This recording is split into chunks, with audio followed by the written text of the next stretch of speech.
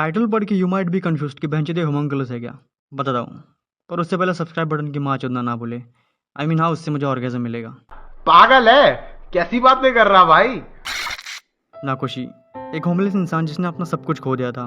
उसकी evenings park में ही बाकी होमलेस भड़ों के साथ बीत जाती थी।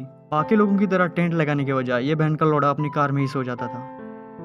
और पूरे शहर में बस एक ही ऐसी जगह थी जहाँ जाके उसको सुकून मिलता था। उसको लगता था कि वो एग्जिस्ट करता है। एंड डे बाय डे नाकोशी कंगाल होता जा रहा था। एक रात उसकी कार की विंडो पे एक बंदा नॉक करता है। अजीब से कपड़े पहने हुआ हिजड़े जैसा दिखने वाला लड़का माना वो नाकोशी को ऑफर करता है पूरे 7 lakh yen to undergo procedure called as trepanation, जिसमें कि इंसान के स्कल के अंदर एक कैलकुलेटेड होल किया जाता है जिससे कि इंसान की सिक्स सेंस जाग सकते हैं या फिर वो चीज़ें देख सकता है जो कि नॉर्मल इंसान के पर्सपेक्टिव से नहीं दिखती। मानव उसे कहता है कि it's like a drilling a tooth, यानी कि तुम्हें दर्द बिल्कुल भी नहीं होगा क्योंकि हम तुम्हें एनेस्थेशिया देंगे। नाकोशी को यह सब सुन के अजीब लगता है तो वो जाके एक पार्क में जो बूढ़ा आदमी होता है उसको बताता है।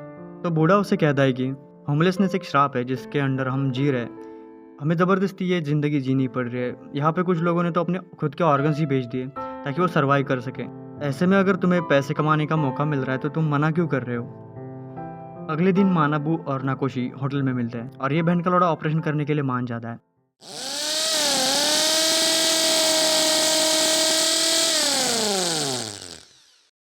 एंड आफ्टर ऑपरेशन नाकोशी को कोई भी चेंज नज़र नहीं आता। वो उसकी साइकिक पावर टेस्ट करते हैं, मतलब बाकी सारे हॉन्टेड प्लेसेस पे वगैरह जाके, बट उसे कोई भी चेंज नज़र नहीं आता। तो आगे क्या होता है कि नाकोशी ऐसे ही मतलब मार्केट में टहल रहा होता है। तब एक हवा का झोंका आता है और उसके आँख में कुछ गंदगी चली जाती है। तो दर्द से वो अपनी एक आँख बंद कर लेता है। तभी नाकोशी को पूरी दुनिया बदली हुई नज़र आती है। उसको लोगों के अंदर अजीब सी डिस्टॉर्टेड इमेजेस नज़र आना शुरू होता है जो कि लोगों की इनर रियल इमेज थी, यानी कि he was able to see people as they really are. लोगों की ऐसी इनर इमेज जो कि वो बाकी बाहरी दुनिया से छुपा के रखते हैं, जिसे कि होमोंकुलस कहते हैं। फॉर एग्जाम्पल, एक माफिया बॉस जो कि रोबोट की तरह दिख रहा था, एक औरत जो कि अपनी गर्दन छुपा रही थी, एंड एक अंडरवेयर मॉडल जो कि पूरी रेत की बनी हुई थी। एंड नाकोशी ने इनको कैसे क्योर किया था या फिर इनका होमोंकुलस कैसे डिसअपीयर करवाया था, ये मैं आपको वीडियो में आगे बताऊंगा। पर आपको अगर डिटेल में देखना है तो मेरी पिछली वीडियोस देख लो, डिस्क्रिप्शन में लिंक मिल जाएगा। वेल, अब तक नाकोशी के बारे में जो भी सुना उससे नाकोशी काफ़ी कैरिज्मेटिक एंड अच्छा बंदा लग रहा होगा, बट ऐसा नहीं है। Nakoshi was a piece of shit, मतलब वो बहुत ही बड़ा बहन का लौड़ा था। पास्ट में वो एक बैंकर था and he used to treat woman like shit, एक एयर अंडियों की तरह। एंड ऑल्सो वो लोगों को फाइनेंशियली मेंटली अब्यूज़ किया करता था। एंड लोगों की इनर सेल्फ देखने की एबिलिटी पाने के बाद नाकोशी ये डिसाइड कर लेता है कि वो लोगों की मदद करेगा। एंड आगे मांगा में जो भी दिखाया गया है, लाइक लोगों की इनर सेल्फ या फिर उनकी रियल आइडेंटिटी, ये सब नाकोशी की पर्सपेक्टिव से दिखाया गया है। ये सब रियल है या फिर नाकोशी को बस डिल्यूजन्स हो रहे हैं, ये कहीं भी मेंशन नहीं किया गया है। तो नाकोशी फर्स्ट टाइम इंटरेक्ट करता है होमोंकुलस के साथ, वो है एक माफिया बॉस जो कि रोबोट की तरह दिख रहा था। वो उसे डीप इमोशनल लेवल पे ले जाके उसका साइकोलॉजिकल एक्सटीरियर ब्रेक करके एक बच्चे को रिवील करता है, यानी नाकोशी उसे बचपन के गिल्ट से फ्री करता है। एंड एट द एंड नाकोशी उसे अपनी एक आँख बंद करके देखता है एंड उसे वो माफिया बॉस नॉर्मल नज़र आता है। And another one is underwear model जो कि एक आँख बंद करने के बाद नाकोशी को सैंड से बनी हुई नज़र आ रही थी एंड वो अपना शेप बार बार चेंज कर रही थी, which represents I think lack of identity. उसकी रियल आइडेंटिटी फाइंड करने के लिए नाकोशी उसका रेप कर देता है। एंड जब वो उसे एक आँख बंद करके देखता है तो वो लड़की उसे नॉर्मल नज़र आ रही होती है। मेरे ओल्ड वीडियोस में मैंने ये दोनों सिनेरियोज डिटेल में एक्सप्लेन किए थे। If you are interested you can watch it. अब नाकोशी ने जिन भी लोगों को क्योर किया था उनके पीसेस नाकोशी को अपने अंदर नज़र आ रहे थे। माफिया के इंसिडेंट के बाद उसको अपना हाथ एक रोबोट की तरह नज़र आ रहा था एंड उस लड़की के इंसिडेंट के बाद उसको अपना पैर सैंड से बना हुआ नज़र आ रहा था। नाकोशी एंड होमोंकुलस मांगा दोनों परसेप्शन पर बेस्ड है, यानी कि the way we are and how we represent our self to the outer world. Nakoshi के पास्ट के बारे में बात करें तो नाकोशी काफ़ी इनसिक्योर था अपने लुक्स को लेके एंड वो कभी अपने बॉडी में कंफर्टेबल फील नहीं किया करता था। उसने अपने सारे ओल्ड फोटो जला दिए थे जिसमें वो अगले दिखा करता था। Now let's get back to story. Nakoshi लोगों की रियल इमेज देखने में इतना ऑब्सेस्ड हो जाता है कि वो अपनी एक आँख सील देता है। वो इस डिल्यूजन वाली दुनिया में नहीं रहना चाहता था जहाँ की लोग है कुछ और दिखाते कुछ और है। वो फिर से अपने स्कल में ड्रिल करके वो होल बड़ा कर देता है ताकि उसकी एबिलिटी एनहेंस हो सके। एंड एक फ्रेज है जो कि बार बार रिपीट की गई है, which goes like I am you, you are me, we are constantly sociologically defined by everyone around us. Nakoshi को हमेशा डर होता है कि वो जो भी देख रहा है वो लोगों की रियल इमेज है ही नहीं, वो बस उसकी रिफ्लेक्शंस है जो कि वो लोगों में देख रहा है या फिर उसे डिल्यूजन्स हो रहा है just because of brain damage by drilling a hole in his head. At one point Nakoshi mirror में देख के खुद से कहता है कि मैं जिस इंसान को मिरर में देख रहा हूँ उसी से झूठ बोल रहा हूँ, तो how the hell am I suppose to find real me. Homunculus manga is all about accepting and embracing your true identity the way we are, and this is related to Manabu, वही लड़का जिसने नाकोशी की surgery की थी। जैसे story आगे बढ़ती है इन दोनों की दोस्ती अच्छी हो जाती है एंड नाकोशी उसकी हेल्प करने की सोचता है। उसे उसका होमुंकुलस बिल्कुल किसी पानी की तरह नज़र आता है।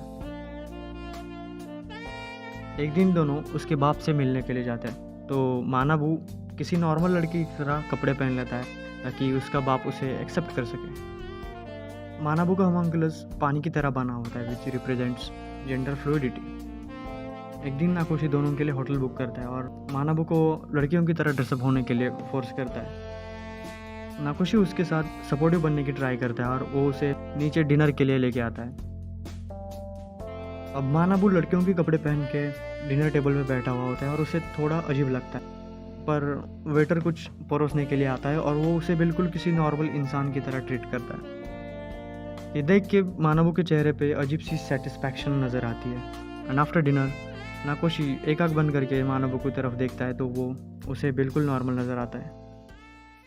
यहाँ पे मानाबू को अपना बचपन याद आता है जहाँ की वो बचपन में लड़कियों की तरह कपड़े पहना करता था और उसके पेरेंट्स को ये बात बिल्कुल पसंद नहीं थी। एज आई टोल्ड यू, नाकोशी एक बैंकर था एंड वो बड़ी बड़ी कंपनियों को कर्ज में डुबा देता था।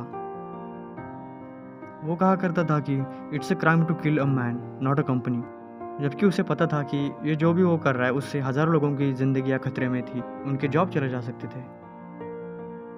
पास्ट में जब वो अमीर था तब वो टैक्सी से जा रहा था एंड टैक्सी ड्राइवर उसी के डुबाई हुई कंपनी में काम किया करता था। जॉब जाने की वजह से वो पूरा कर्ज में डूब चुका था और सरवाइव करने के लिए उसे अब टैक्सी चलानी पड़ रही थी और वो अपने अब बेटे के साथ रहता था। एंड लास्ट में वो ड्राइवर कहता है कि I think my son has lost all the respect for me. And I think इसी बात का ट्रॉमा लेके नाकोशी ने अपनी जॉब छोड़ के एक होमलेस की ज़िंदगी चुनी थी। अब आते हैं प्रेजेंट में। पार्क से एक एक करके लोग गायब हो रहे थे और जो भी बचे थे वो थे मिस्टर ईटा और नाकोशी। नाकोशी को मिस्टर ईटा का होमुंकुलस बिल्कुल किसी गोल्डन एग की तरह नज़र आता है। It may be represents actions of outside forces that are beyond our control like government system failure.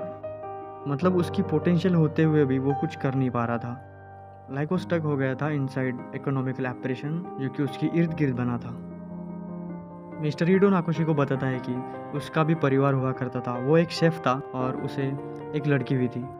उसकी बीवी बीमारी की वजह से मर गई थी और फिर उसकी जॉब भी चली गई एंड वो कर्जे में डूब गया।